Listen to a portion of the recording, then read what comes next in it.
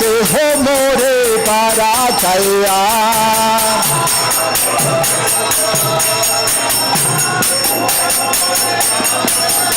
Oh ha ha Prabhu koro doja deho more parachaya.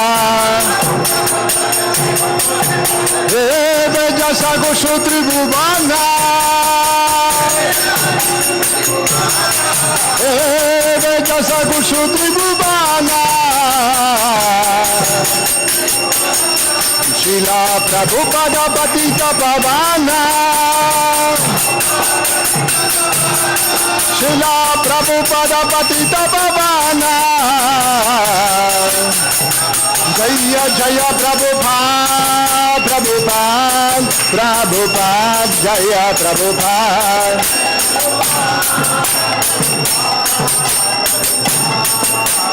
Jaya Jaya Prabhupada, Prabhupada, Prabhupada, Jaya Prabhupada.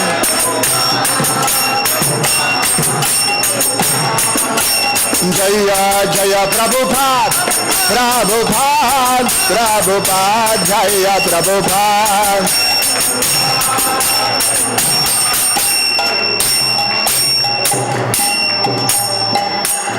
Namaham Vishnupadhaja Krishna Prestaja Bhutale Srimate Bhakti Vedanta Swami Niti Namine.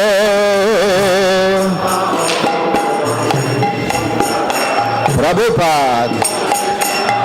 Just for your awareness, this Getting says class at 7:30. It's not to be 7:30, like a couple minutes, so.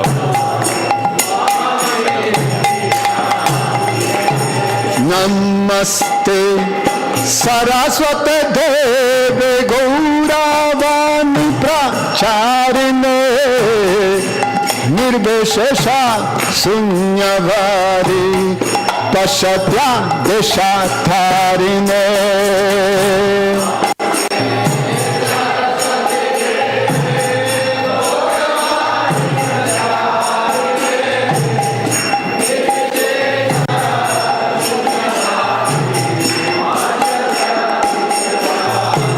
Jaya Sri Krishna Chaitanya Prabhu Nityananda Sri Advaita Gadadhara Srivasadi Gaura Bhakta Vrinda.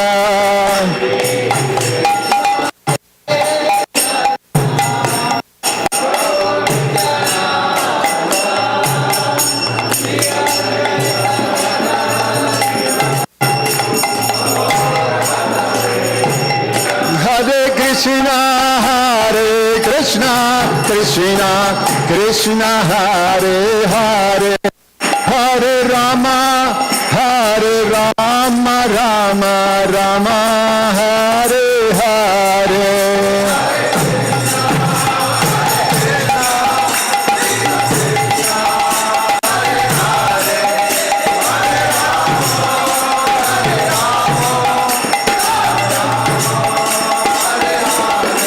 Jaya Radhe Sham, Radhe Sham, Radhe Sham, Jaya Radhe Sham.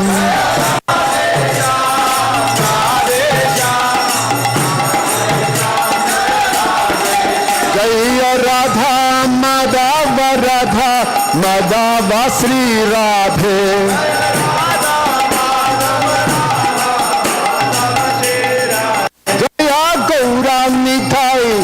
Gauranitai, Gauranitai, Jaya Gauranitai.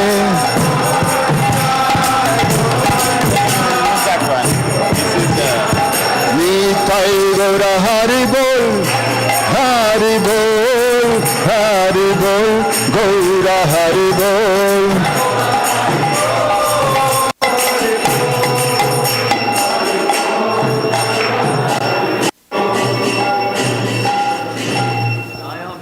Paramahansa Parivajagacharya Astatara Satasi Srimad His Divine Grace A.C. Bhaktivedanta Swami Srila Prabhupada Ki Nitya Leela Pravishna Om Paramahansa Hariva Jagacharya Astatara Satasi Srimad His Divine Grace Srila Bhakti Siddhanta Saraswati Thakur Prabhupada Ki Ananta Koti Vaishnavrinda Ki Grantaraj Srimad Bhagavatam Ki Shri Shri Radha Madhava Ki Shri Shri Radha Shama Sundara Ki Shriman Mahaprabhu Ki Nitai Gaur Premanandi. All glories to the assembled devotees. All glories to the assembled devotees. All glories to Shri Guru and Shri Gauranga.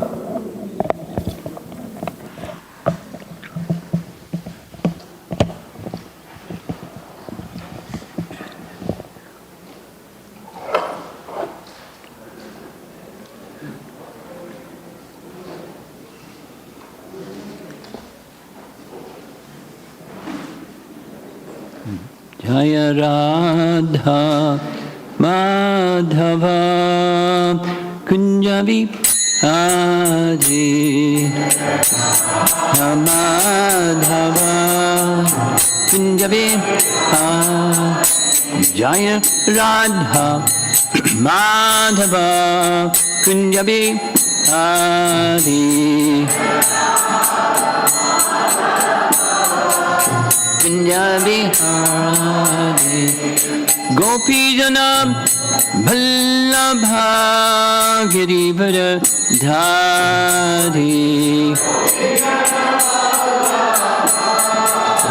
Girivara Dhari Gopi Jana Ballabha Girivara Dhari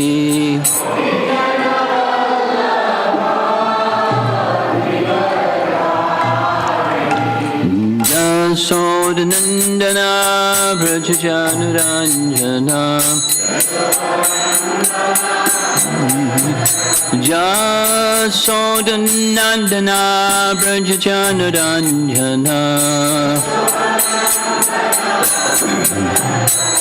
Jamunathiravana Chadi Jamunathiravana Chadi Jaya Radha Madhava Kunjabi Hari Kunjabi Jaya Radha Madhava Kunjabi Hari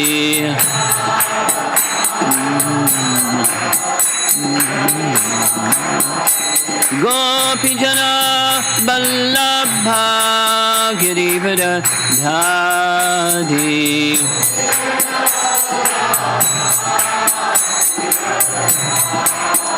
Gopi Jana Ballabha Girivara Dhari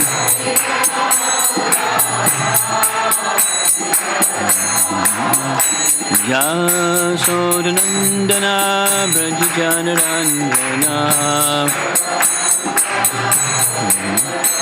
Jasodanandana Brajajanuranjana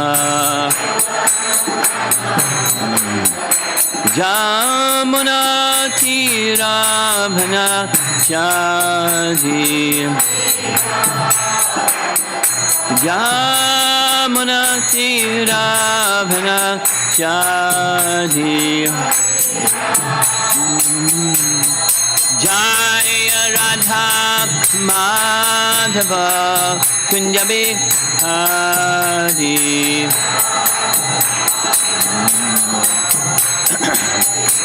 Jaya Radha Madhava Kunjabi Hari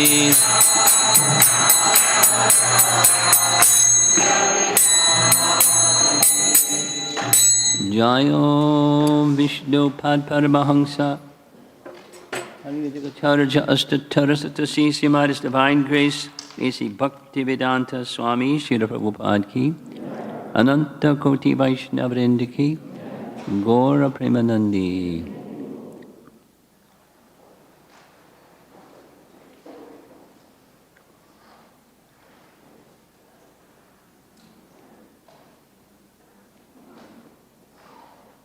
Is that Jitendriya? Hare Krishna, Jitendriya Prabhu. We have another Prabhupada disciple in our midst. Thank you for joining us. Hare Krishna.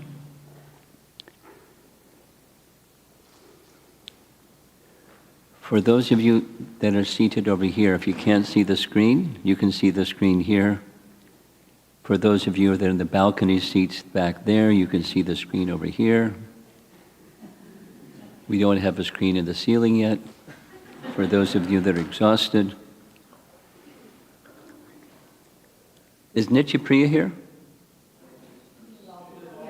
Okay. Nityapriya, we have a question for you. I'm going to be making reference during this class to 2 documents, and some persons may not have received those 2 documents. So what should they do? Should they see you, or should they register, or what should they do?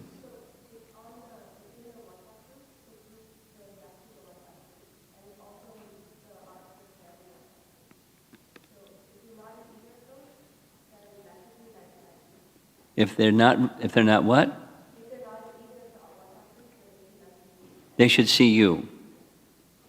Check her out. Nityapriya Dasi. For those of you that are with us today, this morning, that were not with us yesterday, just a little review. Yesterday, I'm going to build on what was yesterday a little bit. Yesterday was purity is the force, based upon the springboard of Srila Prabhupada's statement that ISKCON has these 4 pillars or essential elements. Preaching is the essence. Books are the basis. Utility is the principle. What's the other one? Purity is the force. So we spoke on purity is the force. And I'm going to be going there first thing this morning, and then further. So the topic I chose is building character. The theme overall for this event is forwarding the legacy of our founder Acharya. And I'll be speaking about this more during the course of the day. Forwarding the legacy of our founder Acharya.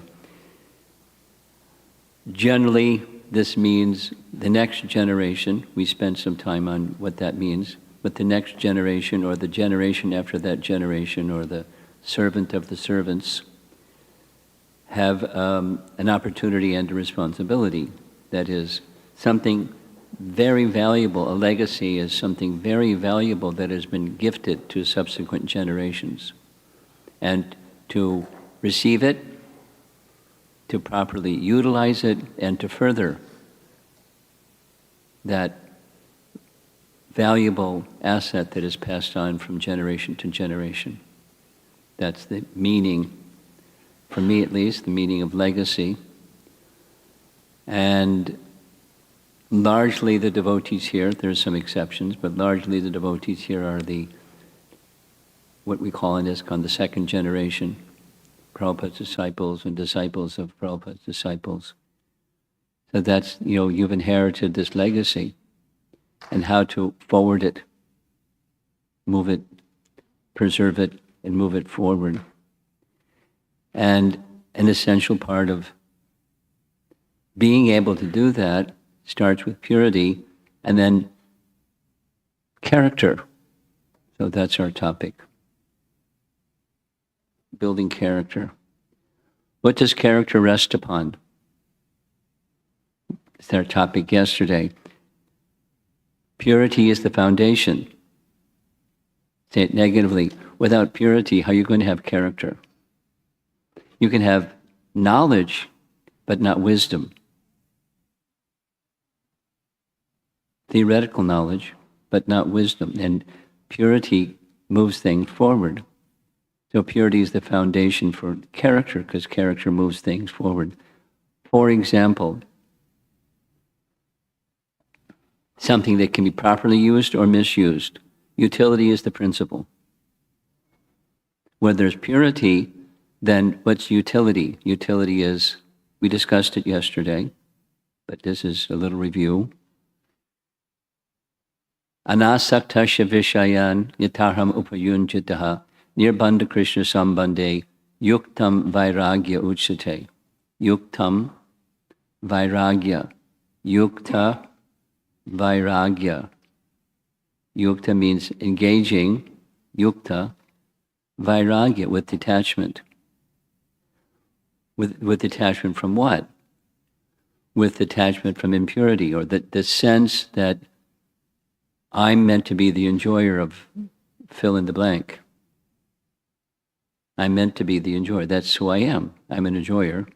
I want happiness. What's wrong with wanting happiness? And I want happiness. And my happiness is using things Hari Sambandha Vastuna. Things that are in relation to Hari, using them for my enjoyment. So where there's no personal enjoyment, that's what we discussed yesterday about purity, if you remember. For those of you who weren't with us, there was a phrase that I said a number of times, 10 times maybe. Bhajaniya Parama Purusha Sukha Matva Swasukhatvam. So one's own happiness is always and only the happiness of Parama Purusha, who is the worshipable one. So that's purity. And without purity, then you can use things, but you get used by those things. Instead of the instrument that is fulfilling Krishna's purpose, you become implicated. We're going to be discussing it as we go along.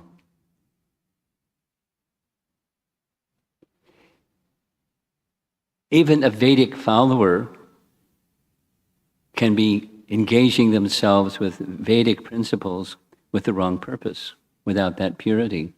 And then they can have problems. Not can they have problems, they will have problems. The problem, one of the problems we're going to discuss this evening is pride. We'll discuss this evening. So we can be engaged by the external energy in the name of Yukta Vairagya, or utility is the principle. It's like, here's a camera, here's a microphone, there's all these nice display screens, and people can use those things for different purposes. There's a Krishna conscious way to use them, and it's not just, it's authorized, Prabhu. It's a dovetail. I like, and Krishna likes, put them together, and it's utilizing things for Krishna. But how much is it for Krishna, and how much of it is it because I like?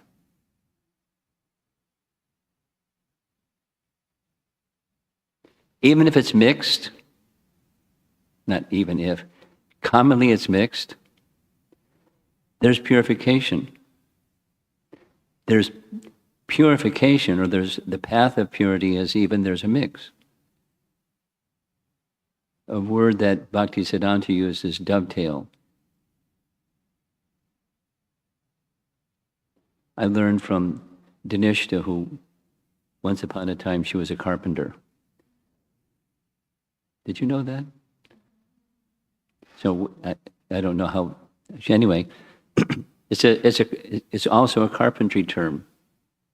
Sometimes you've seen in cabinets or drawers or pieces of furniture, they have this system where there's teeth and there's teeth, they fit together, and it's called the dovetail, right? And sometimes the dovetail makes that combined piece of wood stronger than it's a solid piece of wood.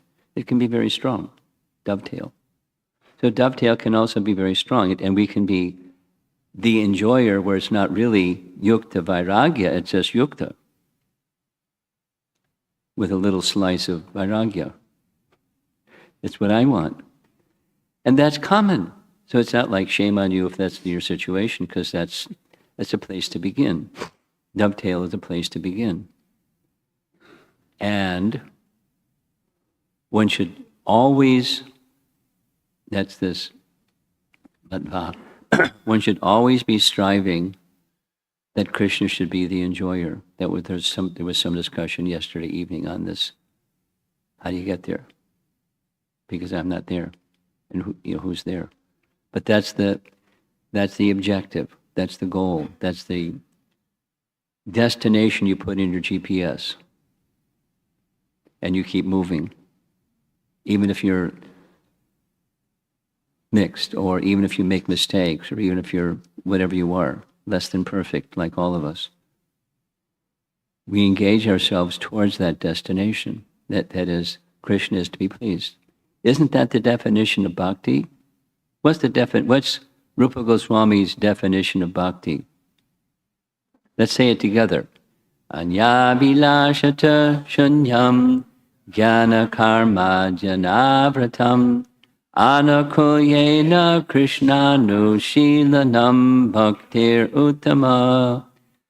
Anukulyena krishnanu shilanam. That is, Krishna, shilanam. We accept those things. We make our choices purposefully. What's the purpose? Krishna should be pleased. That's it. So we spin the dial, we make those choices that are pleasing to Krishna, and we have our mix. Without giving, for example. And then we do because we like. And there's a hefty amount of I like. And pure bhakti, bhaktir uttama, is to strive towards that. So that's the GPS destination. And we're not there yet, and we keep striving and don't become complacent. Try not to be complacent. Because then prior tendency becomes stronger than the purity that we're striving for. And take anything, preaching is the essence. Without giving too many anecdotal examples, one can strive to be a preacher and, push people, or heavy people, or, something other than attract people in the name of preaching. Anyway, in imitating Bhaktisiddhanta or something, and so there's purity, and then there's stuff in between. So the idea is we strive for the purity because the topic for this morning is building character. Now, some of you are familiar with this verse from 5th Canto Bhagavatam, chapter 18. Let's say the verse together. Yes, yasti bhaktir bhagavatya kinchana sair vairgainas tatra samasate sara haraba bhaktasya kuto mahadguna manoratena sati dhavato bahi. And let's go through the words from the verse. Bhagavat, that's in relation to Bhagavan. Bhagavat, akinchana. Bhaktir, Bhagavat, akinchana. Akinchana means no mix. Pure devotion. That's the purity message.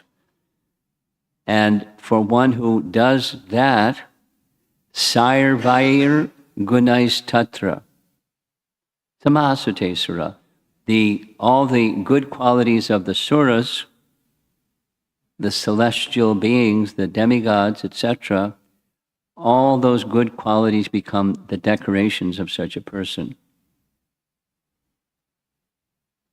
Now we're supposed to be such persons. Bhagavati Kinchana, supposing you're just content being in the mix, those good qualities won't be yours. Something, better than yesterday, but not all the good qualities of the demigods. We know there's from Rupa Goswami's writings, there's different lists of the qualities of a devotee. Nice 26 qualities of a devotee. They're all nice qualities. And then harav abhaktasya, those who are abhaktas of Hari, non-devotees of Hari, kuto mahadguna, they don't have good qualities. Kuto mahad guna, they don't have good qualities. Manoratena sati dhabatobahi, because they're manarata, they're riding on the chariot of the mind.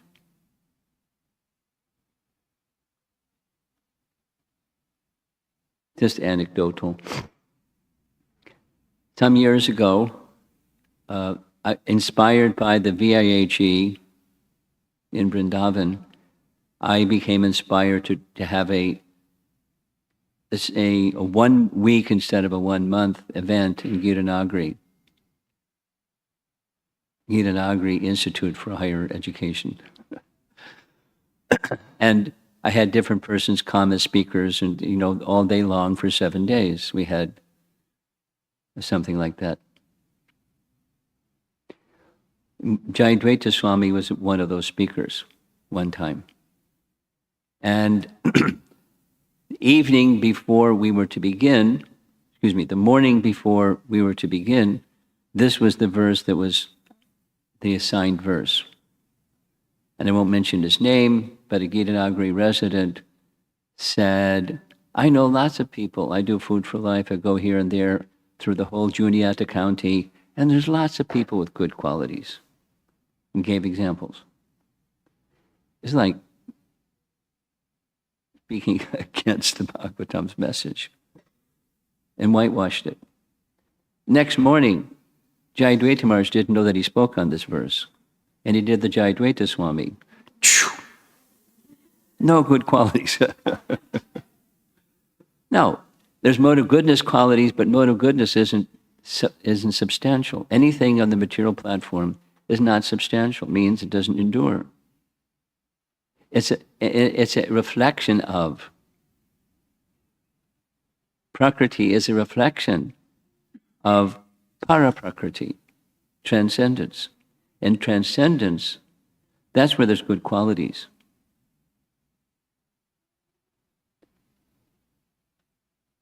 So I'm going to read just a section of the purport for this. It's the section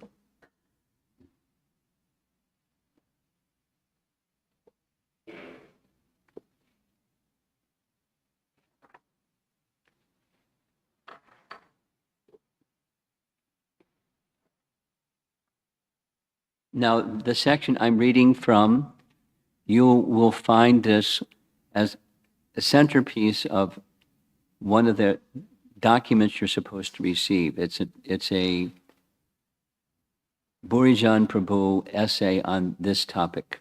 That the translation reads, these qualities are automatically developed.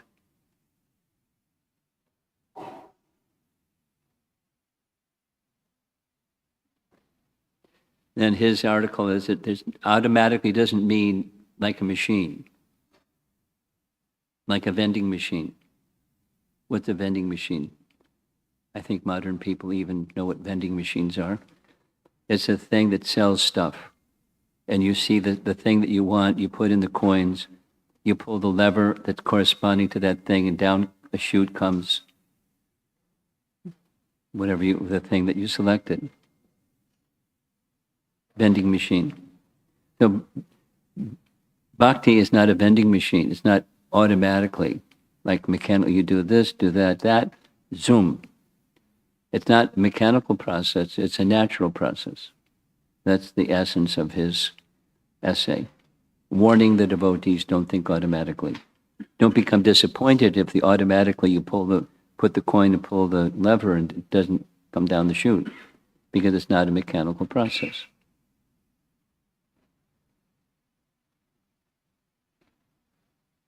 Supposing you want to overcome anger. Maybe you know some people that have an anger problem.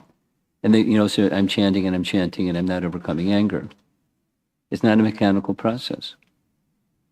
It can subside, but overcome it completely. So it's the devotional process. Here is from the purport. In Adi Lila of Chaitanya Charitamrita, chapter 8, there is a description of some of the qualities of devotees. For example, Sri Pandit Haridas is described as being very well behaved, tolerant, peaceful, magnanimous, and grave. In addition, he spoke very sweetly. His endeavors were very pleasing. He was always patient. He respected everyone. He always worked for everyone's benefit. His mind was free of duplicity, and he was completely devoid of all malicious activities. That's a good list.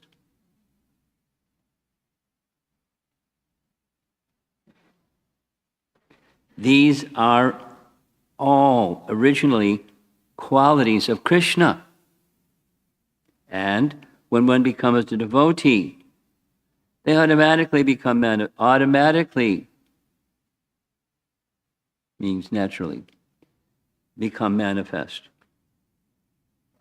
Sri Krishnadas Kaviraj, the author of Chaitanya Charitamrita, says that all good qualities become manifest in the body of a Vaishnava, and that only by the presence of these good qualities can one distinguish a Vaishnava from a non-Vaishnava.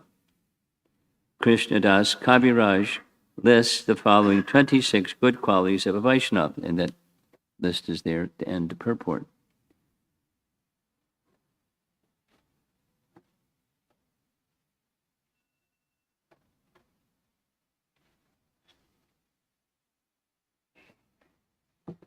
Yeah.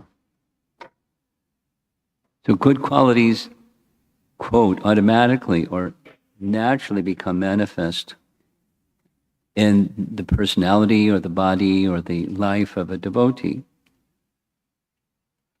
Naturally. Here's the previous verse to this verse, per translation. By association, sadhu sangha principle, by association with persons for whom the Supreme Personality of Godhead, Mukunda, is the all in all, one can hear of his powerful activities and soon come to understand them. The activities of Mukunda are so potent that simply by hearing them, one immediately associates with the Lord. For a person who constantly is very eagerly hears narrations of the Lord's powerful activities, the absolute truth, the personality of Godhead, in the form of sound vibrations, enters within the heart and cleanses it of all contamination. I mean, this is just restating something that's in the first canto, Donoti Shamalam Krishna.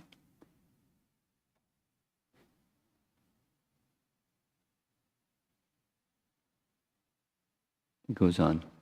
There are other things that are beneficial, but prolonged use, it doesn't have the same, the bathing in the Ganges is the example that's given. So it's not something we neglect, but it doesn't have the same potency as this Shravanam, Kirtanam, Vishnu. And there's so many other. This hearing and chanting is given its virtue, and one who does this, a kinchana bhakti becomes revived.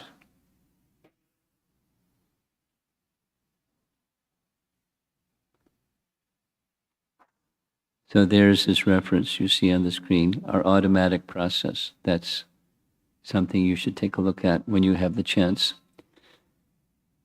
Here's Prabhupada stating, I told Prabhupada that I had never met anyone with so many wonderful transcendental qualities. He laughed and said, it has to be developed. Transcendental qualities are already there. Only when we are without designations That's this other definition, sarva upadi vanir muktam. Only when we are without designations do they become manifest. And then he makes an interesting reference, swayam evas paratyada, sevan mukhi hi jiva dao swayam evas paratyada. When we become prone to give service to Krishna, it becomes revealed. It means the qualities of an elevated Vaishnava. It is already there. Nothing is imported.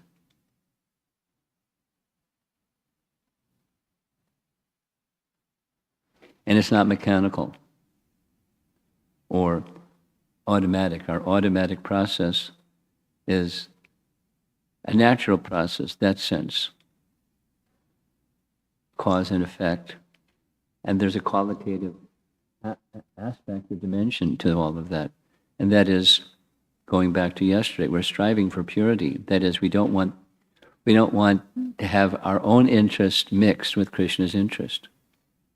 That's elevated. Comment was made yesterday. That's elevated. But that's our practice. That's our spiritual practice.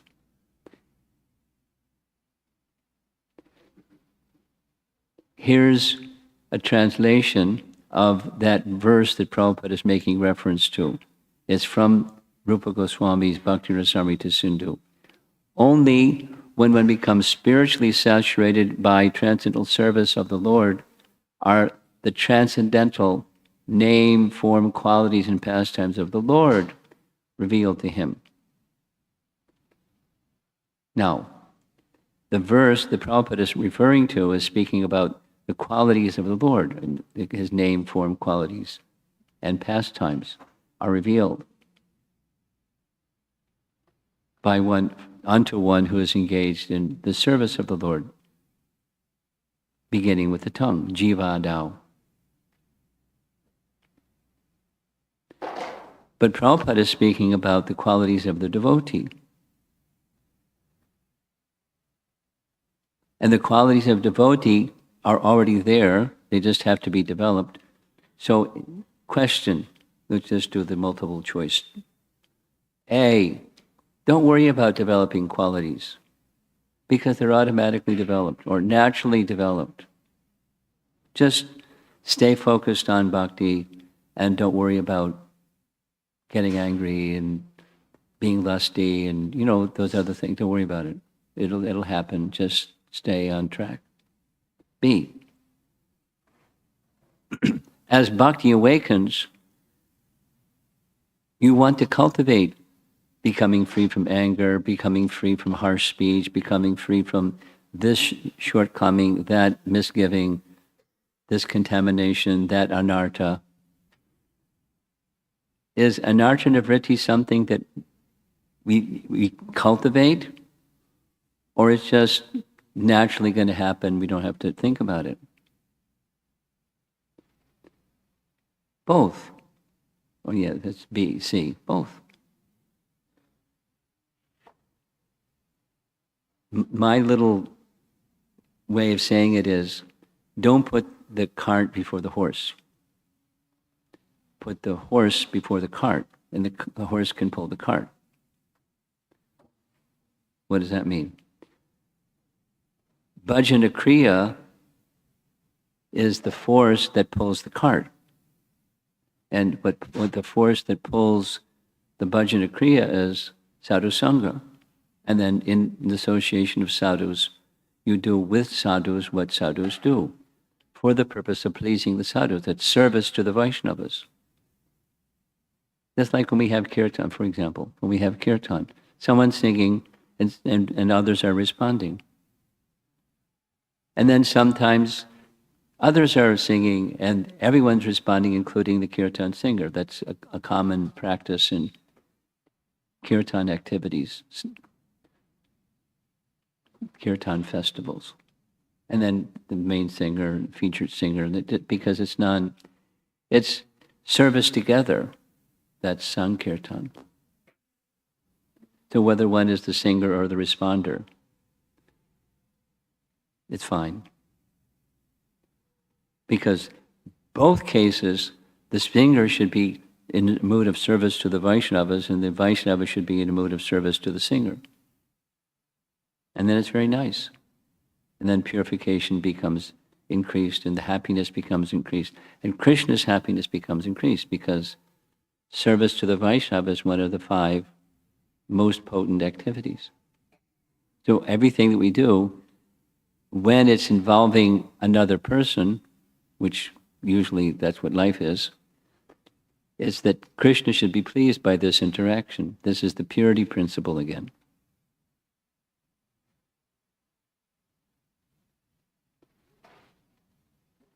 So the message I wanted to share this morning is building character is resting upon purity. So we have to have both in our GPS, but one is primary and the other is following the primary, or subservient to, or secondary to, or, as we heard yesterday, substratum is character, because it's pleasing to Krishna. We should want to not have harsh speech, but we should want to speak pleasingly, just like it was described the quality of Haridas Thakur, because it's pleasing to Krishna. And one of the breakout sessions, that's going to be centerpiece. How to have conversation, how to have communication with others, Vaishnavas or others, where it's respectful and pleasing. Even if you have to say something that's strong, do it in such a way it's with the intent of pleasing Krishna and in service to the other Vaishnava. Now, I don't remember who made this.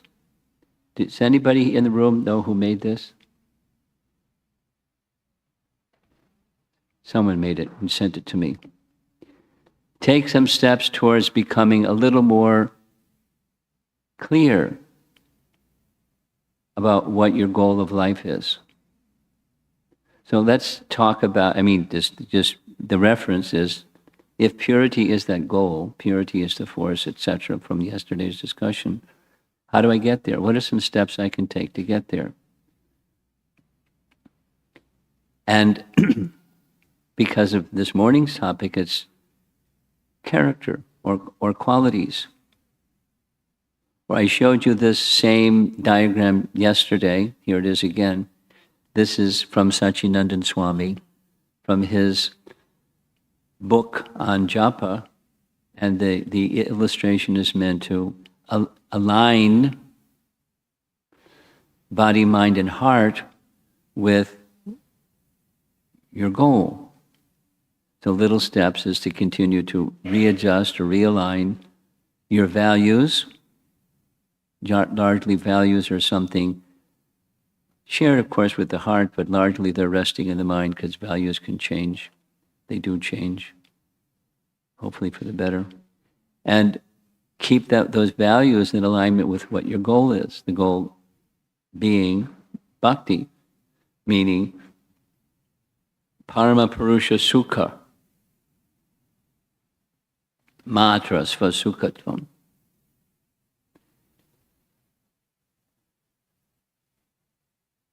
Now, what are the other documents that hopefully you've received, and if you haven't, you know what to do. You see Nityapriya and she'll help you out. Has to do with brahmanas, or second initiation. Something that Srila Prabhupada spoke over and over and over. He wanted to create from unpolished persons, whatever their backgrounds may be, ideal men and ideal ladies, ideal Vaishnavas, from very rough material, because with the understanding beneath the rough there is something pure, and the process of purification can cleanse the covering and leave the good, natural, inherent quality. And his emphasis was, it's missing in modern culture, there aren't brahmanas, and so people aren't properly guided, and therefore the leaders are not properly guided by qualified brahmanas, and the whole society, the followers of those leaders are going in the wrong direction, and they don't know it. And no one is there tapping on the shoulder saying, "Excuse me, you're headed for the ditch, sir. Please wake up. Jeev Jago." That's not going on. So what's the remedy?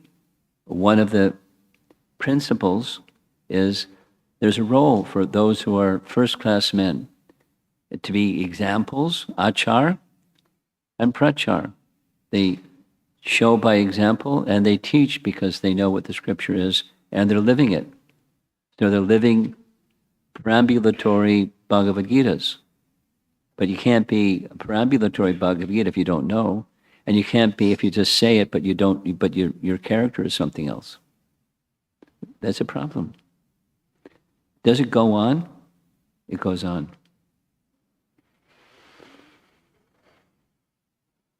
There's a very.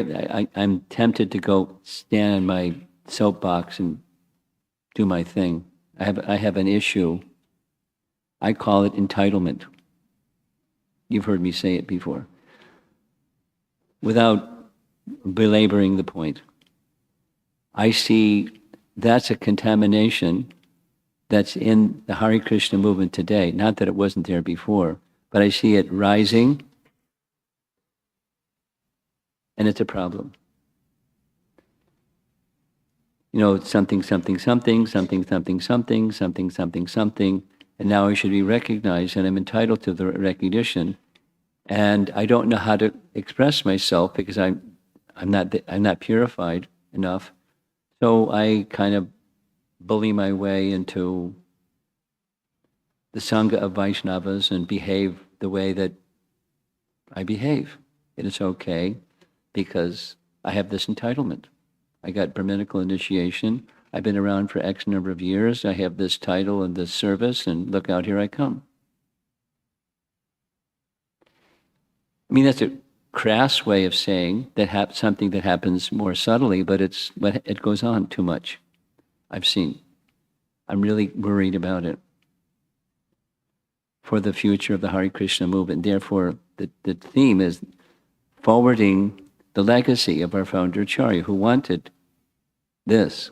Not just somebody that has second initiation, but somebody has the qualities, the character of a Brahmana, because that can change society.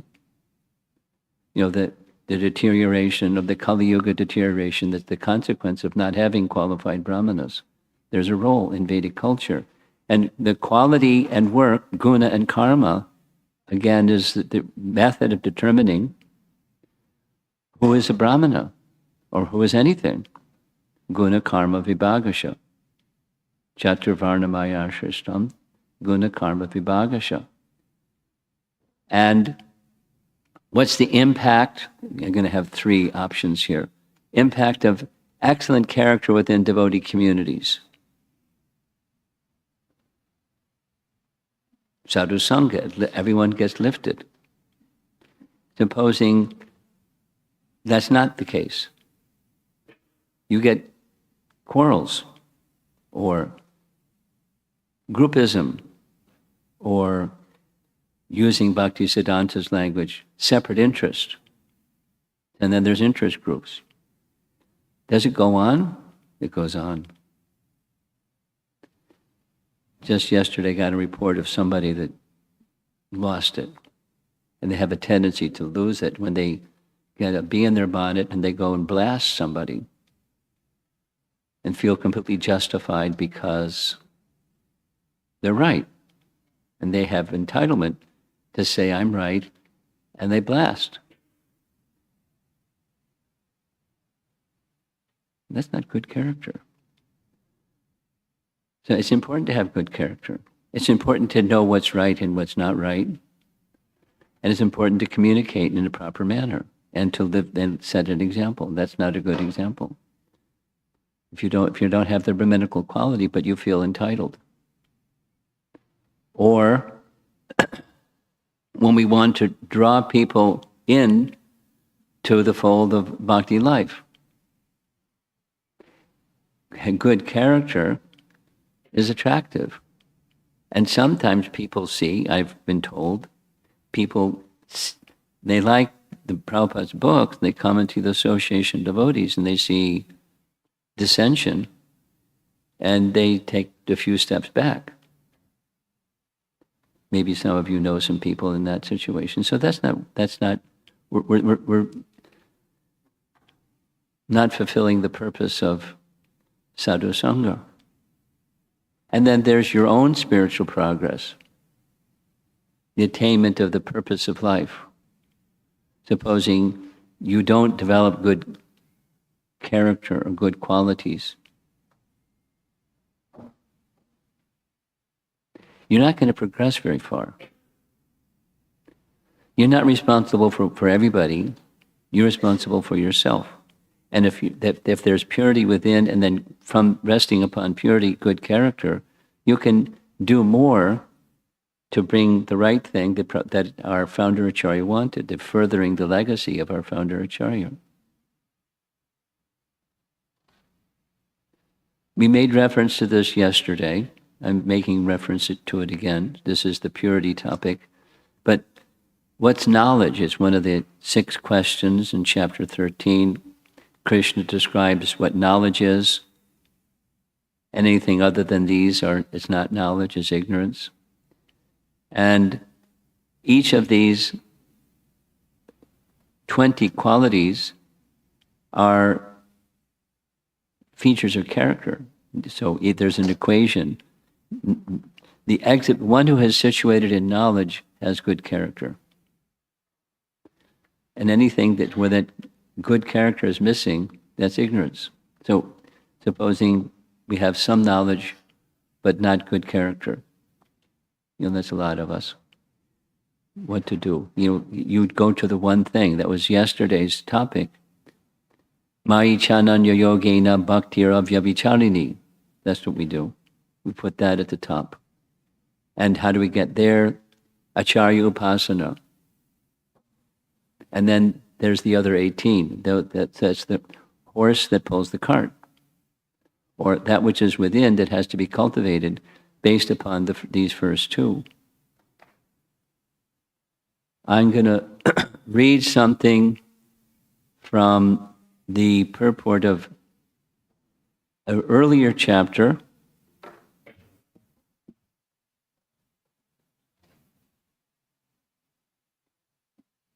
Chapter 12,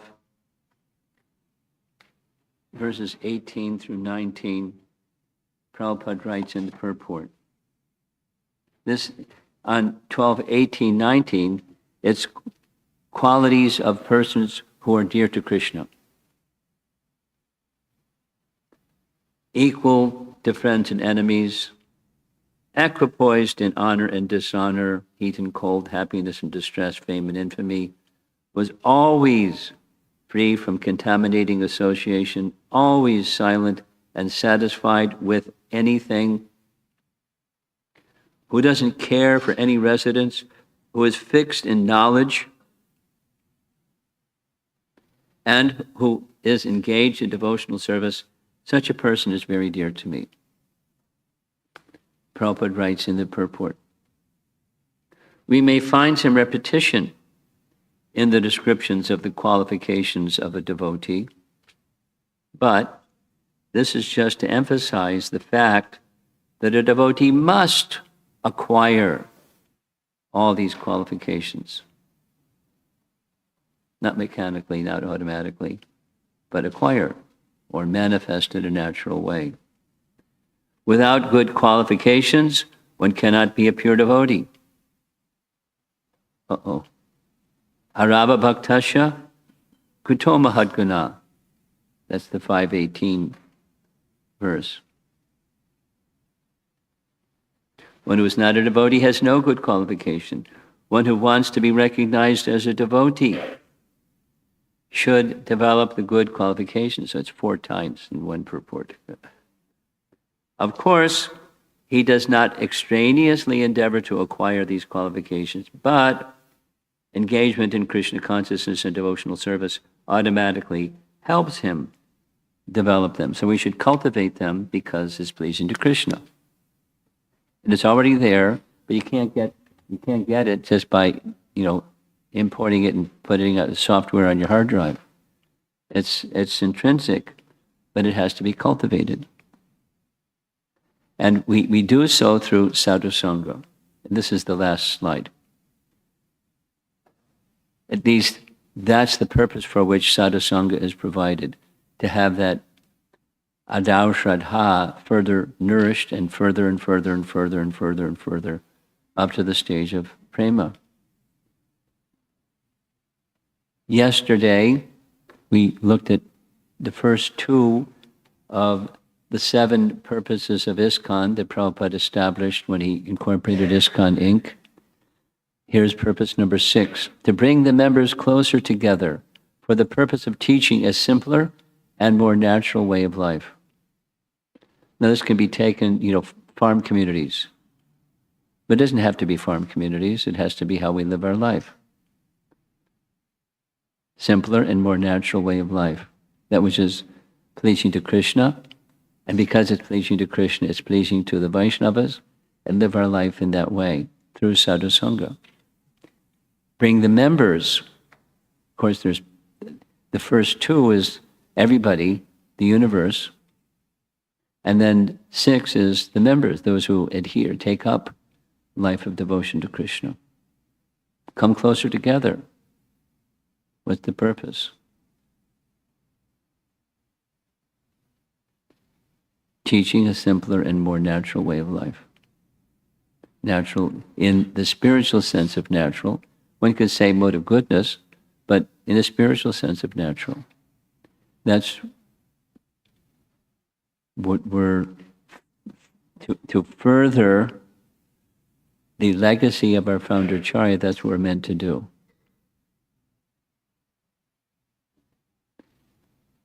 And the reason for taking this topic is to help us further the legacy, because good character, resting upon purity, is a way to do it. Without purity, there won't be good character. Without good character, it's going to be a little bit chaotic, unnecessarily. It's not the fault of the teaching. It's the fault of the instrument. And as we discussed yesterday, we're dull instruments. That's okay. Become a sharp instrument. It's okay. Not shaking a finger and scolding you. It's just, we are who we are. We have our shortcomings. That's okay. Move towards being the sharpened instrument for the purpose of pleasing Krishna. That's purity. One more time. And Bhajaniya, Parama Purusha, Sukha, Matva, Swasukadvam. Desirelessness. I don't have any desire other than Krishna's happiness. We're not there, but that's bhakti.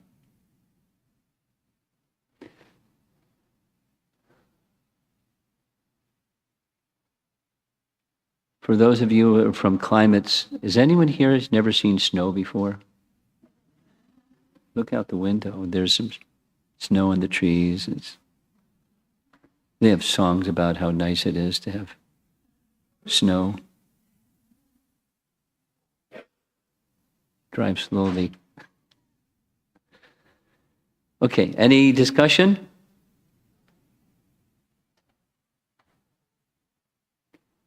Yes. Keep your hand up. Amala, Nam.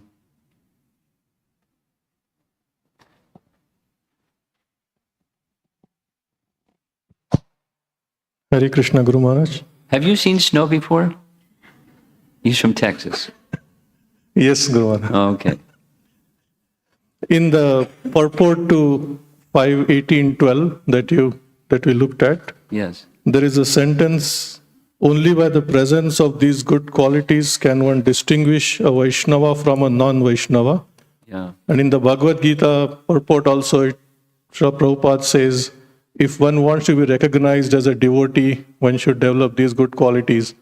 My question is, I at least am not qualified to recognize a genuine good quality from something which could be superficial. So could you speak a little bit more about, because unless we are pure, we can't tell who is pure. And the purer we get, the more humble we are supposed to be, like Yudhishthir Maharaj. So we see everyone as perfect qualities. So should we get into the business of trying to distinguish or not? I mean, I'm thinking not. You have to know what's what. If you're not able to discern what's what, humble doesn't mean you lose discernment. Humble means you're calling upon mercy greater than the one who's lacking in humility. And one who gets the mercy because they're eager for the mercy, they certainly can distinguish what's what. Now, to make it your business of finger pointing, that's not a good idea. But discerning is okay. Now, what do you do with that discernment? If you're humble, you especially if you're a madhyama, what do? 1, 2, 3, 4. You worship the Supreme Lord. You look up to the superiors. You make friends with the devotees. And you then have relationships of kindness to those who are not yet devotees, the innocent. And you avoid the atheists. 4. And then within the devotees, there's this saying in not so much in ISKCON, but I was told at least it's within the Gaudiya line. Amongst the devotees, there's Uttamas, and then there's Madhyamas, and there's Kanishtas. And then there's Uttama, and then there's Uttama Madhyama, and there's Madhyama Madhyamas, and Madhyama Kanishtas, and Kanishta Kanishtas. There's gradations. And so seeing gradation, it's not being snotty or looking down your nose. Making distinctions is fine. And then you relate accordingly, because then you can be guided by what's the proper way of respecting. Respect goes to everyone.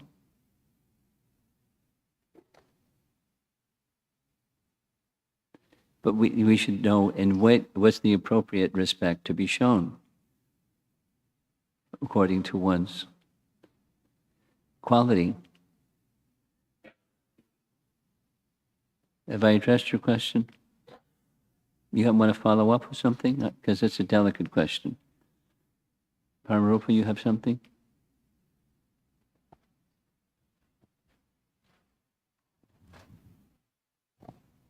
Hare Krishna, Guru Maharaj. You mentioned about having respectful communication even when some strong message is to be delivered. I was thinking about the Bhagavad Gita, austerity of the speech. Yes, that's one of our breakout topics. So having those 5 characteristics of truthful, pleasing, beneficial, not agitating, and being in alignment with the scriptures. How do we strike the right balance between being truthful, beneficial, and at the same time pleasing and not agitating? Simple answer. It requires intelligence. Uh-oh. I'm not so intelligent. What to do? Become Krishna conscious, chant and hear and remember better, and you'll become more Krishna conscious and you'll get more intelligent from Super Soul. But without it, you're going to, not do it so effectively. That was a discussion yesterday. I make mistakes. I blunder. because I'm less than perfect. What to do? So become pure. You can't, if there's damage done, you can't undo the damage. You can go to the person, without naming names. Someone said something to me some few days ago, and later that day, they were really keen on apologizing for that something they said. And I didn't take it as hurtful, and they were relieved. And I took it. It was just teasing, joking, fun.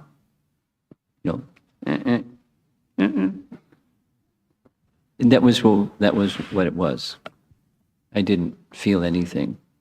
It was inappropriate.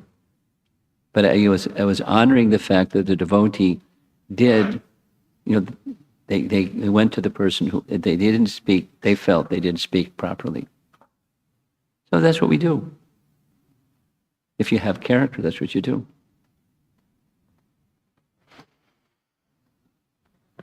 And how you have to make the balance thing? It's just Krishna consciousness. Then you get the intelligence.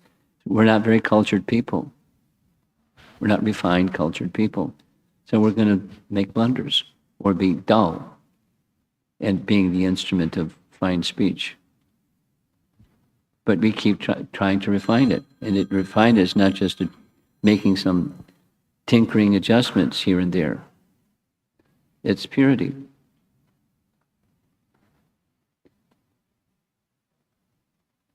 Someone else.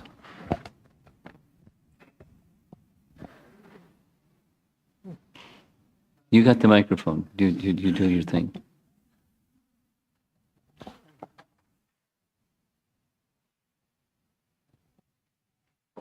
Thank you, Hare Krishna Guru Maharaj. I want to share two thoughts. One is when you speak about purity, I assume it refers to the purity of motivation. And based on that assumption, I think there's another aspect to purity, which is also important, and that is the purity of knowledge. Yeah. Because, for example, if one's knowledge is based on a bodily conception or a Mayavadic conception, that without that purity of knowledge, the purity cannot be attained. Yes. And the other thing I want to share is, I think in terms of building character, it's not just like character for character itself, because even if one person has an unlimited number of good character, but he is unable to hire even a single person to work on his behalf, and that would be a tragedy.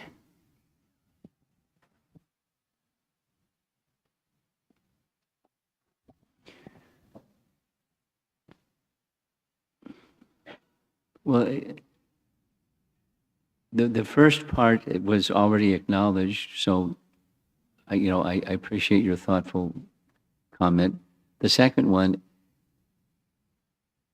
it depends. So supposing Krishna doesn't sanction, if that's why Krishna might not sanction someone who has good character and purity, not sanction, it's up to Krishna.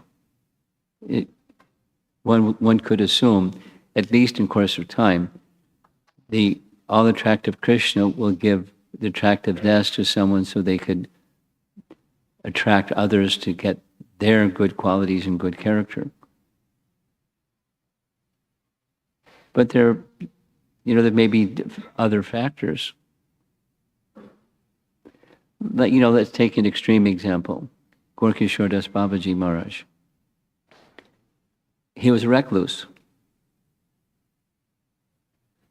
He wanted to be alone, etc., etc. And yet there was one person whose association he kept and accepted, and that was Bhaktisiddhanta. And that the tragedy that you spoke of was not the case, because he gave his association to Bhaktisiddhanta. Now, others revered him, honored him, etc., because he was worthy, bhajaniya, worthy of respect and worthy of adoration, worthy. But he kept himself distant for his own reasons, his own internal mood. So I'm just giving some qualifiers to this, the second thought that you had. Depends on the person, it depends on Krishna. You know, the general rule, yes, but then there's exception, depends. Subal.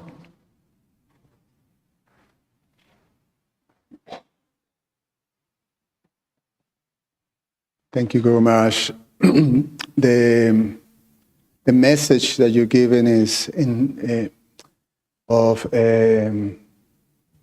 endeavoring for purity. And one of the things that always intrigued me is Prabhupada's use in his quote of purity, utility, you know, the use of these words of basis, principle, you know, all those comparisons like that, and how interconnected they are, all these four elements, Yes. to be able to achieve the goal of purity. And specifically, I always wonder this, you know, the significance of Prabhupada's using the words of, you know, books are the basis. I mean, we can analyze it this way and that way. I wanted to ask you, how do you relate to, you know, Prabhupada's usage of these terms? I'm not sure what your question is. How do I relate to Prabhupada's usage of these terms? One of the comments on Nandimukhi's comment is, books are the basis, is, yes, there must be proper knowledge, not just intention. Good intention, misdirected, can make a mess.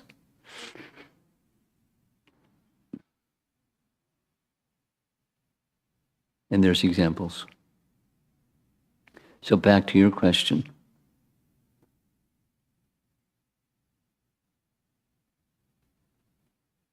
How do I relate to Prabhupada's use of these terms?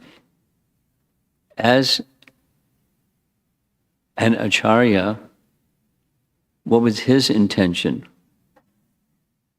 His intention was people should be happy. And how are people going to be happy? By knowing who they are instead of not knowing who they are and being an illusion, seeking happiness in some illusory way, which will not result in happiness and will result in something other. So he wanted people to be happy, and his use of terms is to help people come to Krishna consciousness, because that's the platform of happiness. You know, transcendental, enduring, sustainable, genuine happiness. So his use of language is towards that end. Yeah, if I've understood your question, how do I perceive Prabhupada's use of these terms? It's to help his audience revive their Krishna consciousness. That's how he used language. Does that address your question? I was thinking more, you know, it's like a sutra, so you unfold meanings when you talk about, you know, you explain very nicely. Actually, I was very satisfied when you explain utility as a principle and, you know, connected to Yukta Vairagya.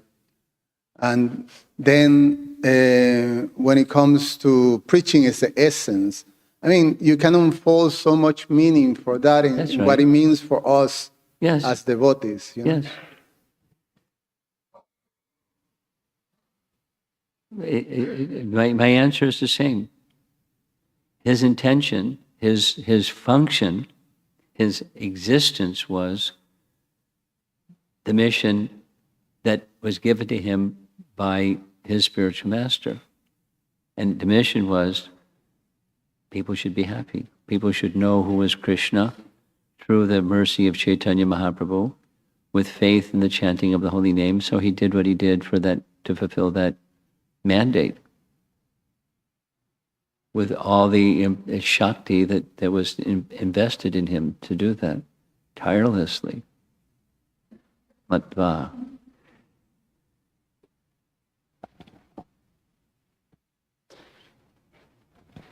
Hare Krishna Guru Maharaj. So this is in line with the purity.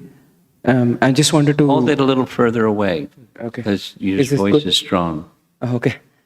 So my question was, does humility play a role Yes. in being purity? That's one. And the second thing is being true to oneself plays a vital role in. Well, what does that the- mean? That can be really fuzzy. Being true to oneself. So being what you are from within. What does that mean? I'm interrupting. Sorry. Yeah, sure. But generally speaking, we have a misconception of who we are and what we are. Without elaborating, you can understand the principle.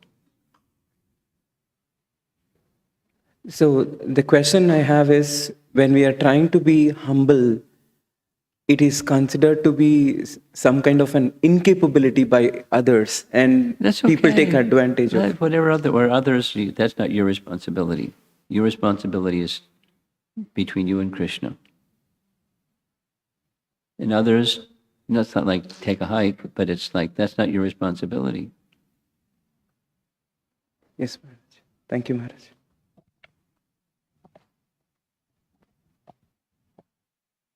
Hare Krishna Maharaj. You said that associating with devotees. A little further away, because the volume, maybe you can adjust the volume or something. Go ahead. Yes, Maharaj. So you said that associating with devotees is the way to attain the good qualities. But at the same time, without having the good qualities, while associating with devotees, we may perform a lot of offenses to them. But devotees, being devotees, they may not take it seriously or offensive, but Krishna takes it seriously. So we're kind of stuck in there because we don't make any progress at the same time. No, Our don't, goal is don't get spin your wheels. Don't do that. Krishna knows you're following what Krishna says to do. He knows your shortcomings. He knows that you're going to mess because of your shortcomings. So you try to avoid the shortcomings and be in the mood of service. Because that's the instruction of Krishna. Now, supposing I'm intermittent, service, enjoy, in a mix, sometimes both. Krishna knows. The mood of service unto the servants of those who are dear to Krishna, that's going to purify. So stay in that humble mode of service. Even you have shortcomings and even you mess, you become purified. Kshipram bhavati dharmatma. You know the verse? Bhagavad Gita, chapter 9. Look it up. Krishna, he does the course correction. Keep your GPS fixed, Krishna will keep you on course. Supposing you're following the GPS and you missed a turn. What happens? The GPS will get you back on course. Isn't it? So it's not like Krishna is a GPS system, but he's kind to you, even you mess. And he'll help you. That's trusting Krishna and the process of attaining him. Even you're less than perfect, to say the least. All of us. So now we don't become complacent and think Krishna is a good janitor, he can clean up my messes. We don't think like that. But he's kind. And from within, he'll help us. What do you think? Is that all right?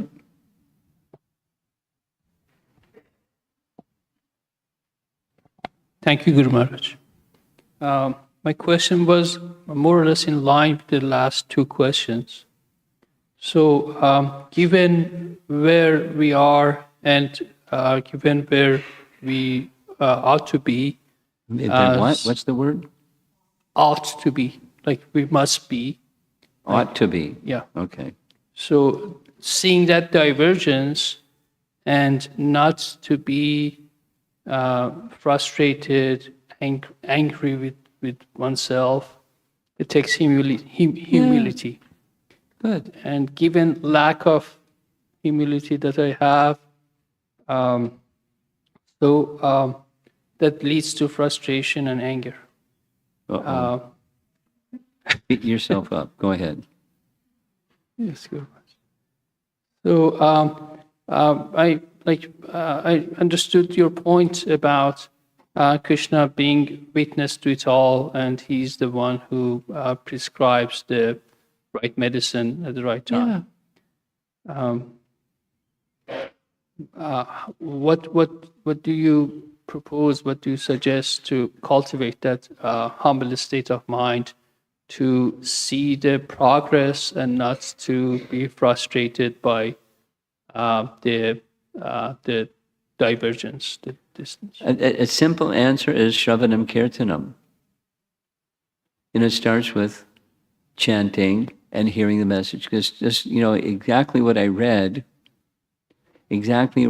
from that Canto 5 verse, the one before the Canto 5 verse that I read says all these good qualities become manifest in the person that has a strong attraction for hearing the messages of the personality of Godhead. That's for less than perfect persons, or the perfect persons, or anyone in between. That's the bhakti process is Shravanam Kirtanam Vishnu Smaranam. So that's the recommendation. And stay the course. Wait a minute, I'm less than perfect. Stay the course. I mess. Stay the course. And sincerely, this is the operative point of this morning's class. Strive for having the right quality and character instead of the other. Strive for purity, and then the good qualities will be manifest in you. Yasyasti bhaktir bhagavatya kinchana.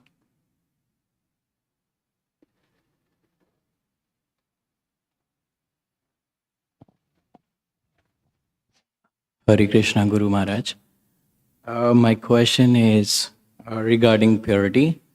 So, can relationships ever be 100% pure? Yes. Without any personal interest? Yes. And external influences? Vaikuntha. I mean, even with Krishna, that the relationship that devotees have, there is interest of seeking happiness, and so I wanted to know your thoughts on this. Yeah, there's in the spiritual realm there's diversity. So how that's going to manifest is going to look different. This devotee, that devotee, the other devotee, or like these personalities from the Bhagavatam. This personality, that personality, this exchange, that exchange. Diversity, beautiful. Unity in diversity, Vaikuntha. And then there's the rest of us. But we're Vaikuntha bound if we follow the process properly.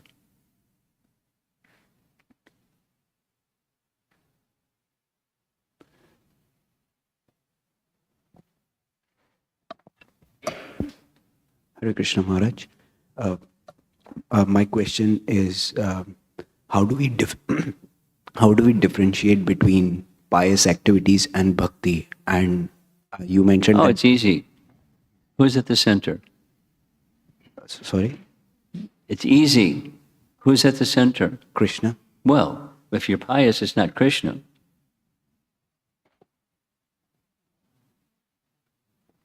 I do this because I get that. Om Jai Jagadisha Hare. You know the song. You know what I'm referring to, right? Yes, yes, ma'am. I wish I could remember, maybe somebody here remembers, Bhakti Chaitanya Maharaj has a parody on that very celebrated song, Om Jaya Jagadi, a house by the sea and a something, something, something, Om Jaya Jagadisha Hare. That's, it's piety. It's, mixed devotion. It's, Hari is there. Jaya Jagadisha Hare. So then you can go down from piety and just do rituals and help little old ladies cross the street or shovel someone's sidewalk in a snowy day, or, kindnesses are fine. And there's fruits to piety. It stays on the material platform. Okay?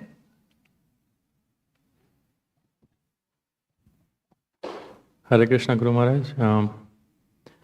I appreciate your concern about Srila Prabhupada's movement, about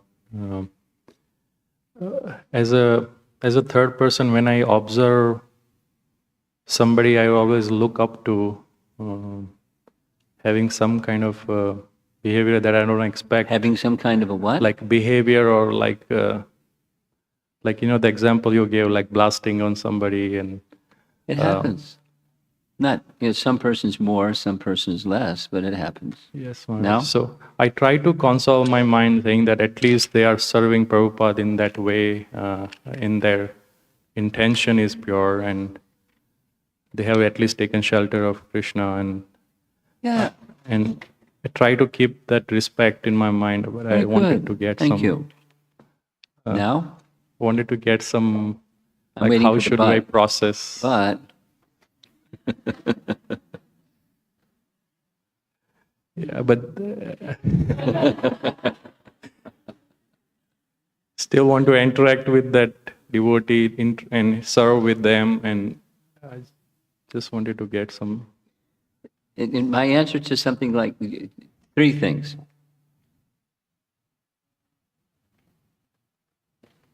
Always and never depart from the position of being the humble servant.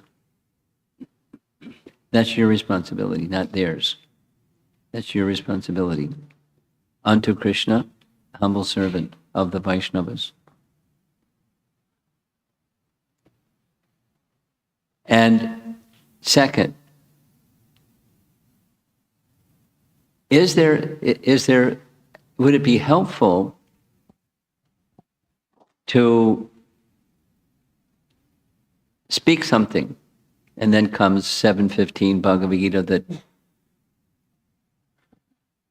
Paramarupa was referring to, the 5 ways of speech.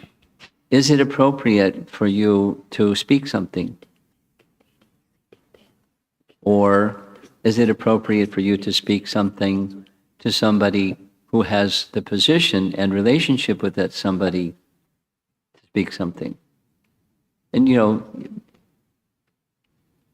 might decide, it's best not to speak something, and just respect the fact that Krishna, that this is the third position. This is something that's between them and Krishna. I respect XYZ, and there's a shortcoming, and what to do about that shortcoming. Something that I live by, because I learned it from Burijan Prabhu, and it's true. Some things you just, this discernment question that Amala was asking, we discern. And then based upon that discernment, then you're making some selections from the menu. And one of the menu selections might be, it's between them and Krishna. So you got the 3 steps, what to do. We'll take one more question from the ladies' side. Yes. Hare Krishna Maharaj. Thank you for the great class. And kind of on this topic of the qualities on the material platform, good qualities. And you were referencing 2 very different classes on that Same verse, yeah. Yeah, and it's pretty clear that these good qualities on the material platform, they're not substantial because they're not aligned with Krishna. Yeah. But they do seem to be helpful in a stepping stone Oh, to yeah. developing spiritual Oh, life. yeah. Oh, yeah. Mode of goodness is good. And accessing transcendence is easier through the mode of goodness than through the other modes. Or supposing somebody's in the other modes, they may have to be elevated to goodness before they can do the next.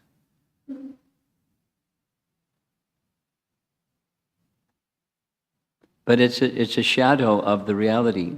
It's not reality. The discernment from your side or our side is minus bhakti is insubstantial. So now your point is, that's okay, I accept that. But what about, will it help one come to the substantial, to the permanent? Yes.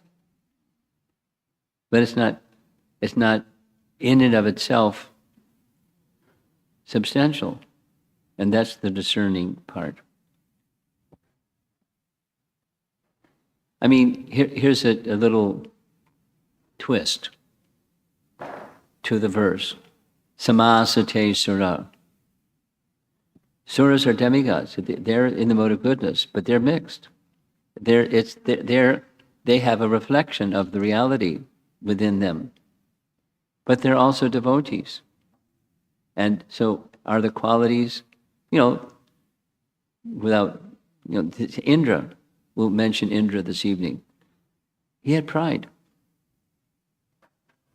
Sometimes less, sometimes more. And because of pride, he did bad things. He did a number of bad things. A number, not just the Govardhan Leela. He had a number of, big boo-boos because of his pride and, the absence of purity, the absence of really good qualities. But he's the king of heaven. So having all the good qualities of the suras. But it's more than that. So good qualities are not sufficient. Being in the heavenly qualities, being the king of heaven, not sufficient. Yeah, I guess I was also thinking in, programs where the people are asking questions and you're guiding new people. It seems like a lot of times you're guiding them to make choices Yes. in the mode of goodness. And it's like, but you're linking it with Gita and teachings, but it's, is that, I don't know. That's what, we just had a New Year's program and a lot of the talk is choices in mode of goodness. My advice to you is don't sugarcoat it. Yeah. Be honest. Yeah. You don't have to be confrontational. But, laced with the mode of goodness is transcendence. So then it's not really, the message is not, come to the mode of goodness, please. I mean, one of the points I've been listening to Prabhupada's conversations, and one of the points that he makes over and over and over and over and over is, thou shalt not kill. But it's not just killing as opposed to being a himsa, being a Buddhist. It's following the instructions in principle. And what's the principle of not killing? What's the principle? Ahimsa is one of those 20 qualities listed in items of knowledge. But that's still on the mode of goodness platform. It's a quality that's on the mode of goodness platform. But when it comes to transcendence, then it's... So, what's the purpose of saying that, thou shalt not kill? And why are the Christians actually... It's not like to slam Christians. It's the principle that real theism is you follow instructions, whatever they are.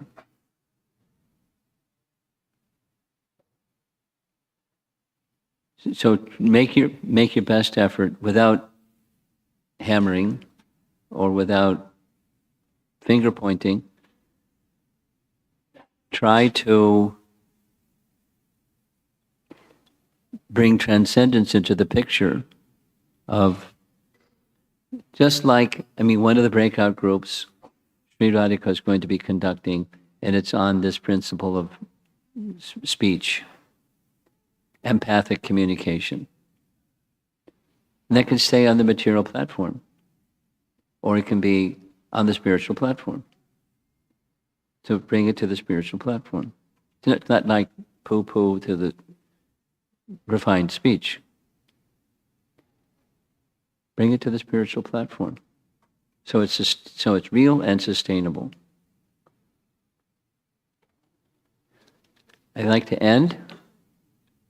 So who's going to do the MC program?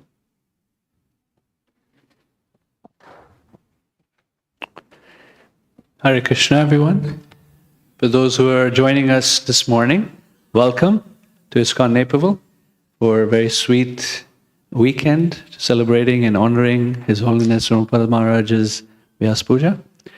Hopefully those who were here last night, that you got some good rest and were able to find some parking. As far as parking goes, we have obviously parking lot at the temple facility, but you're also allowed to park. Which way is it? That way. Yeah. There's a dentist's office, and there's parking spots around that dentist's office, and of course you can park at some street parking as well. Not on the main road, McDowell Road, you can't do that, but in subdivisions you can. So first things first, Chintamani Mataji, you want to raise your hand? So she's taking care of the decorations, and she needs 6 volunteers who will have their breakfast prasadam packed for them, ready to go, so they don't have to stand in line. Can you kindly, sorry? Huh? Prabhus, 6 Prabhus, 6 gentlemen. Anyone would like to volunteer? We're looking for 6. You don't have to raise your hand, you can see her. And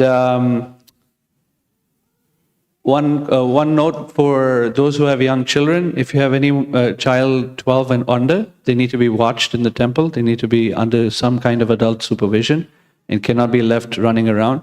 The 3rd floor is blocked to access to any adult or child, so kindly do not use the 3rd floor of the building. Breakfast will be on the 1st floor, which we're heading down now. The bathrooms also on the 1st floor, if you've not seen them yet. And we're going to begin the festivities here at 10 a.m. So the actual Vyasa Puja ceremony begins here in the temple room at 10 a.m. So kindly complete your breakfast in time and come back here.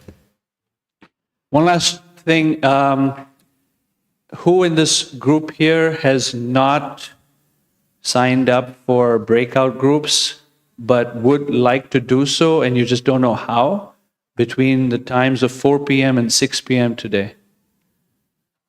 Anyone not know how to do it but would like to? Yeah, come talk to me right after and I'll show you how to do that, okay? All right, I think that's all. Thank you all very much. Hare Krishna.